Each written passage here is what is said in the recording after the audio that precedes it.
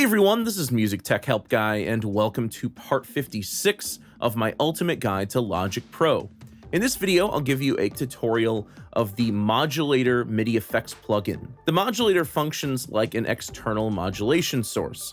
It contains one LFO and one envelope, and you can pair one or both of these to modulation sources, like various MIDI CCs or continuous controllers, MIDI events like aftertouch and pitch bend, or you can learn plugin parameters, and this applies to parameters within effects plugins and software instruments. This is primarily how I'll be demonstrating the modulator in this video.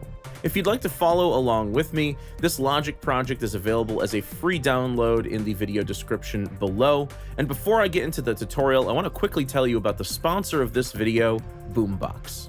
Boombox.io is the ultimate collaboration tool and file storage tool for musicians, songwriters, bands, artists, and music producers. You can upload audio files one at a time or batch upload for sharing stems and multi-tracks. Invite collaborators who can then leave time-stamped feedback on your tracks. I use it for things like production notes and mix revisions. If you're thinking about giving Dropbox the boot, head over to boombox.io and sign up today to get 4 GB of free storage. Now, before I even load up the modulator, let me show you what's going on in this project here. We're not going to do anything with the drums, that's the Solaris track, and we're also not going to do anything with the guitar track. We're mainly going to focus on this bass trance track, which is a trance lead that I've turned into a bass, and the bright strings, which is a synth pad playing the chords.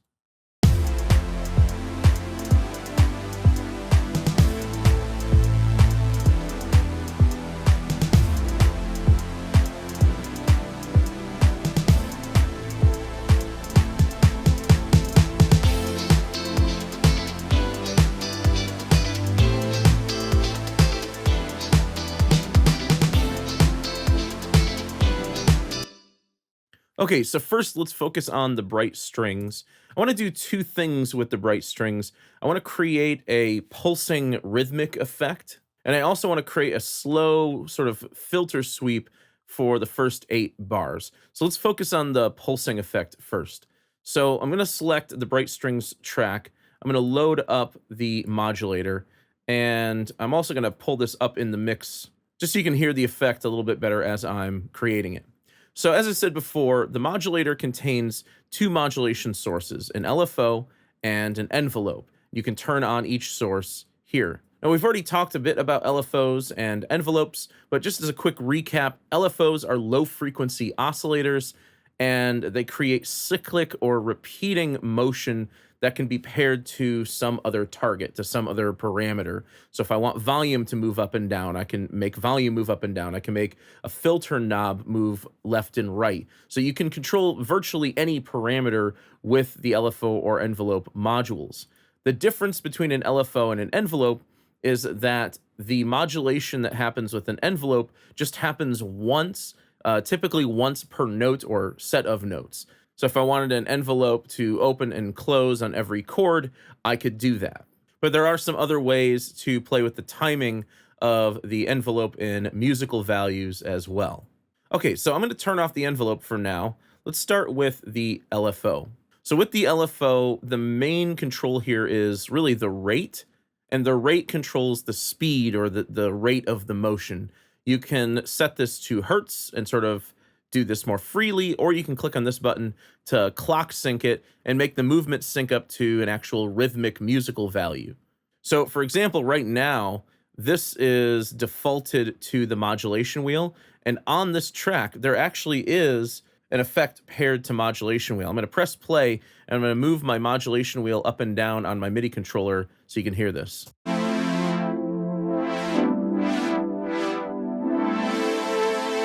So what we could do is pair the LFO to the modulation wheel, and when I press play, you'll hear that filter effect sweeping at the pace of the LFO, or at the rate of the LFO.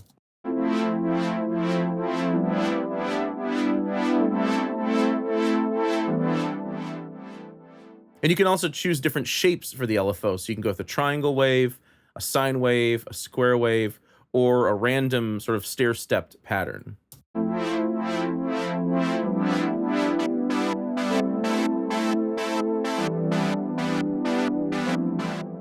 So you can hear the square wave is sort of like an on-off.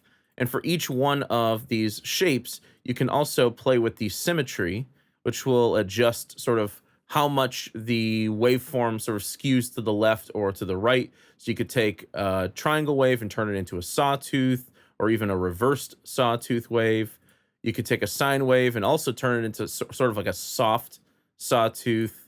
And with the square wave, this adjusts the pulse width. So if you want more up pulse there rather than down pulse, you can do that. Or if you want less up pulse and more down pulse, you can do that. And again, all of these things control the shape of the modulation.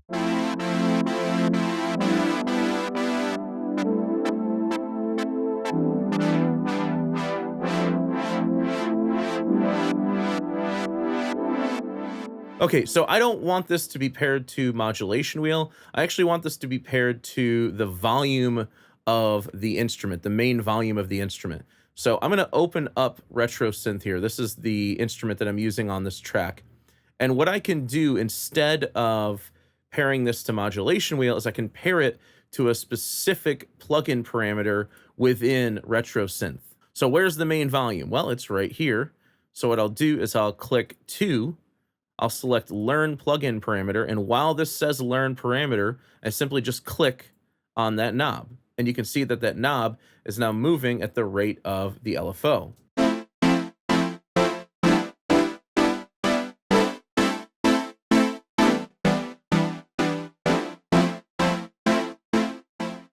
Now let's say I want this to move a bit faster, maybe like an eighth note.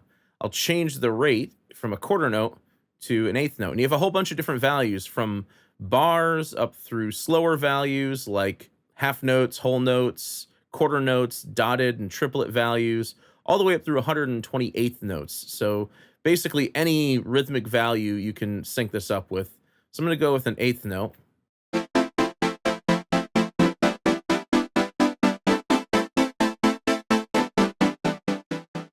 Okay, so this is really clipping now. And I could adjust this by pulling down the volume of the track, but another way to adjust this is I can adjust the output level. And what you'll see is this sort of limits the maximum range of the modulation. So instead of this knob going fully open at the top of each cycle, now it's only going up to about this point.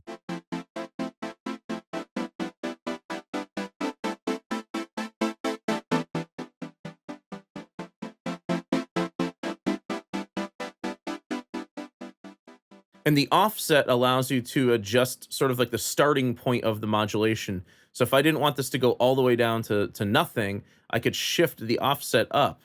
And you'll see that the lowest value is no longer 0.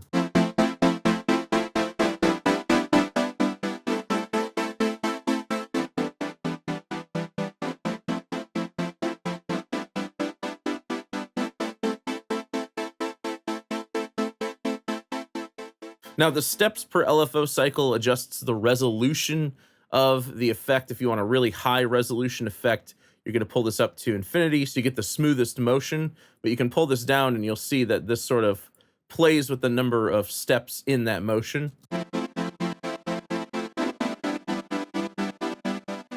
It's not as noticeable with volume, but if you use it on other things like pitch or filter effects, you can hear the stair-stepping effect in the modulation.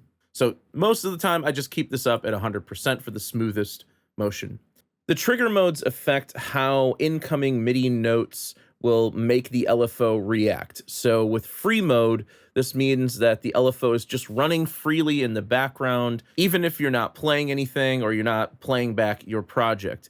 So this will ensure that everything in the musical idea syncs up correctly to the tempo of the song, regardless of the placement of the notes on the grid. So I'll typically use this mode the most. Multi-mode means that each note you play will restart the LFO's motion. So if you have multiple notes that are layered up together and maybe their rhythms are offset a bit, the very last note will maintain the motion of the LFO. So the LFO's motion will restart on each note that you play.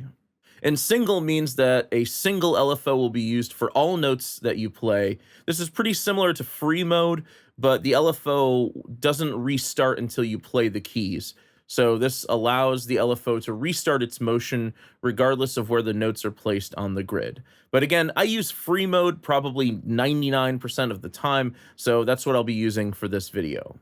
So let's give this a listen with everything in.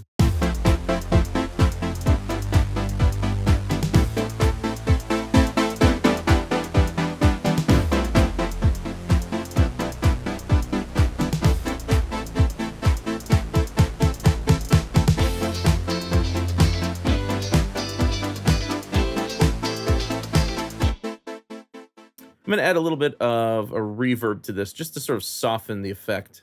I'm going to go with the chroma verb reverb, and I'll use the synth hall.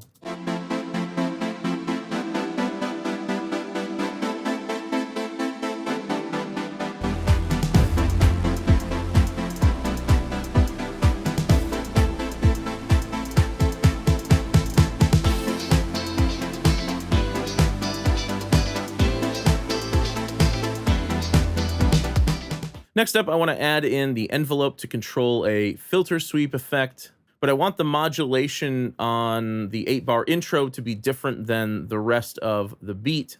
So what I'm actually going to do is duplicate this track. By the way, if you hold Option and drag the track down, this will not only duplicate the track, but it'll also duplicate the regions on the track. So I'm just going to sort of thin this out a bit. I'm going to call this intro bright strings, and then bright strings. I'm going to do something different with the intro than I do with the rest of the song. So let's start with this section here. Again, I'm going to solo that track, reopen the modulator, and I'll turn on the envelope. Now, just for demonstration here, I'm going to turn off the LFO for a moment, and I'm going to pair this up with the modulation wheel because the modulation wheel is already paired to a filter effect.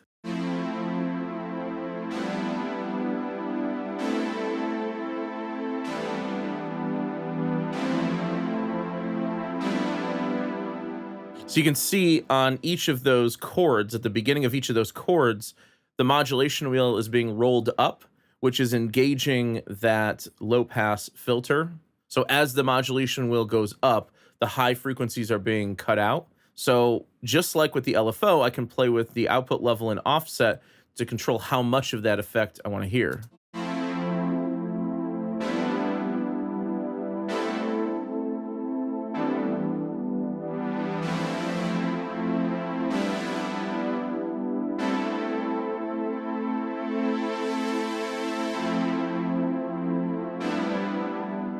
Now you'll hear on the end of that last long chord that not only did the modulation go up, it also came back down. All of the motion of the envelope is controlled up here.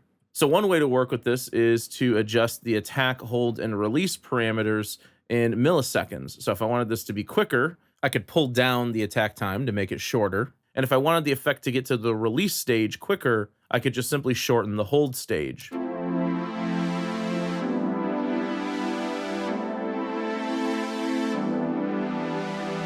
And then you could pair that with the LFO.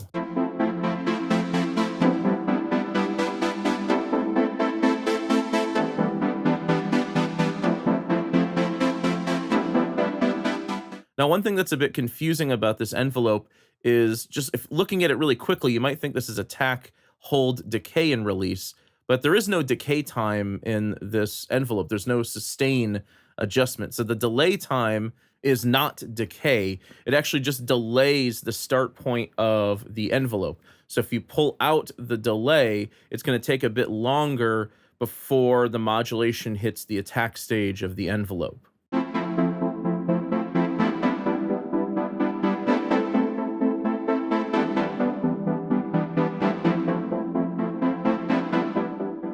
Now, in addition to using milliseconds to control the motion of the LFO, you can also sync this up with musical values. The tricky thing here is if I wanted a long filter sweep that's like 8 bars long, I'm not going to be able to do this with this envelope because no matter what trigger mode you use, the envelope is going to re-trigger itself on each new chord. So you can't make an envelope go over this entire thing here, at least not with this envelope. So So what I could do is I could make the attack time 1 bar so that this modulation filter sweep closes in 1 bar length, and each of the chords in my region are 1 bar in length except for the very last one. So what I'll do is make the hold time nothing, and then I'll make the release time 1 bar so that on that last chord, the filter closes and then opens back up again over a 2-bar period. 1 bar for the attack, 1 bar for the release.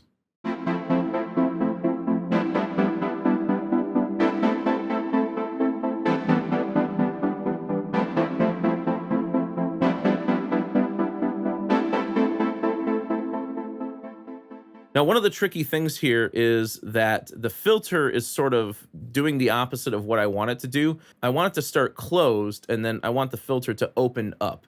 What we really need to do is we need to go into the instrument. So I'll go into Retro Synth here, and we need to sort of invert the motion of the modulation wheel. Now, in Retro Synth, you can do this by going down to Settings here, and you'll see Controller Mod Wheel to Filter Cutoff.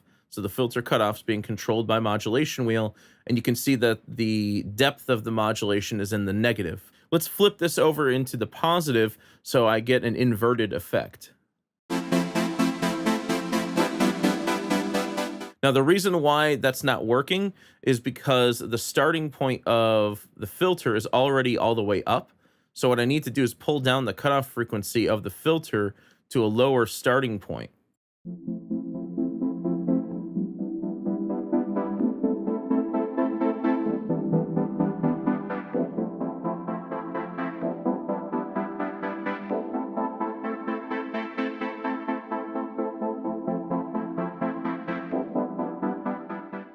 Off screen, I duplicated this modulator over to the other bright strings track, and I've also changed the rate of the LFO in this modulator to a 16th note.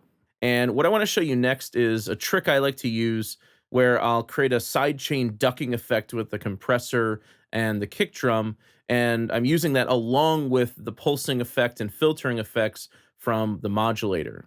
So on this track, before the reverb, I'm going to add the compressor, and in the compressor, I'm going to go to my sidechain input here. I'm going to go to Instrument, and I'm going to make my first kick drum in the Solaris drum kit duck the volume of this track. So the ducking is coming after the modulation effect.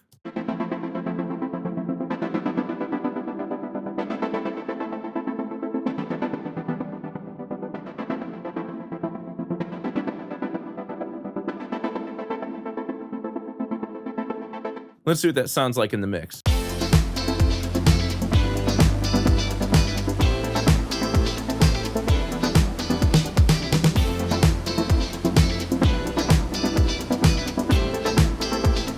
I'm going to go ahead and invert the modulation wheel in this retro synth instrument as well.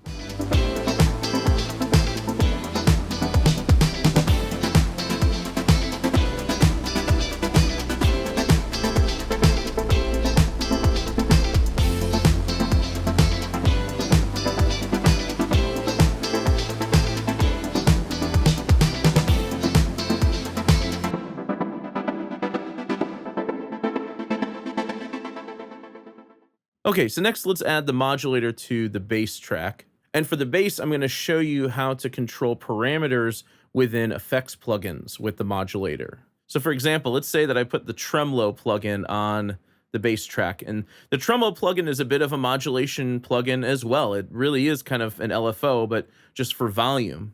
So I'm going to turn off the modulator for now. What I'm going to do here is select the mono tremolo preset. I'm going to clock sync this. I'll set this to an 8th note. Let's see what this sounds like.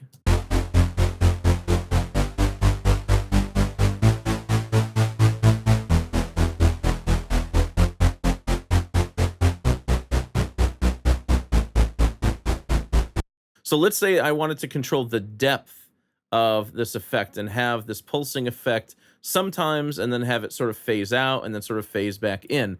I could do this either with the LFO or the envelope. So what I'll do with the LFO is I'll select Learn Plugin Parameter. I'll click on the depth, and you'll see now that is moving at the pace of the LFO.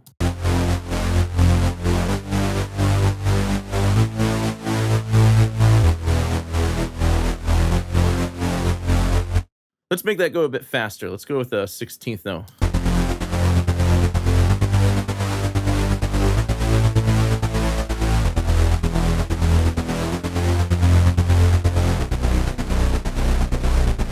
So the sky's the limit. You can use the LFO or the envelope here to control basically any parameter in any effects plugin or any parameter in any software instrument. So again, the sky is the limit. You can go crazy with this. You can create as many cool moving motion effects as you like. Okay, so let's give this one more listen with all of the instruments in. I did make a few slight tweaks here and there, but for the most part, these are the same patches in the modulator for all 3 of these tracks. And remember, all of these chords and bass lines were just whole notes and half notes. It's the modulation plugin in conjunction with the synthesizers or the instruments on the track, along with effects plugins that are creating the motion.